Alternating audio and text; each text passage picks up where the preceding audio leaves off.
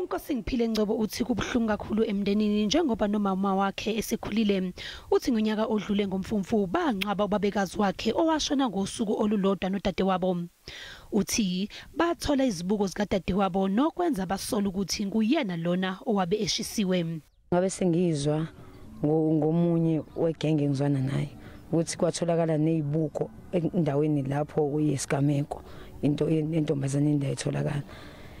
Vele bengine feeling ebed ukuthi kwenzakaleni sesiwami wenza into engafani naye. Uthi waya emaphoyiseni eyobika kodwa amaphoyisa athi abuye ngosuku olulandelayo ukuze akwazi ukuhlonza isidumbu sikadadewabo. Ebese ngisayo reporta imissing emaphoyiseni.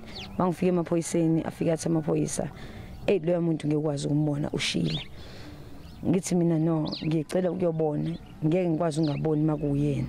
Ngizobona ngisho ngathiwa uzwane noma yini ekhona esele ngeke ube ushe wonke bese bethi ngoba uya insista sokuthatha uye emakhazeni uyobona bese bethi uma angaya yini bese ngiyabacetha ngoba uma uweek bengicela ukuthi kuye mina. Isidumbu sikadadewabo asatholakala kule ndawo sishisiwe kumanje lo mndeni awukayincwabi indodakazi yawo. Uqhube wathi udadewabo walahleka mhla zi-17 kuMfumfu kwatholakala isidumbu sowesifazane esishisiwe mhla zi-20. Lo mndeni ucela usizo ukuze ukwazi ukufihla indodakazi yawo. Thina into esifisa njengomndeni ukuthola umzimba sikwazi ukufihla.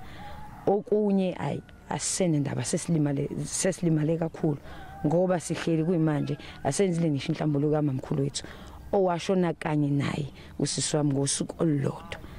Siyacela nje masingathola usizo noma olunjani masifuna umzimba sikwazi ukufihla kuphela.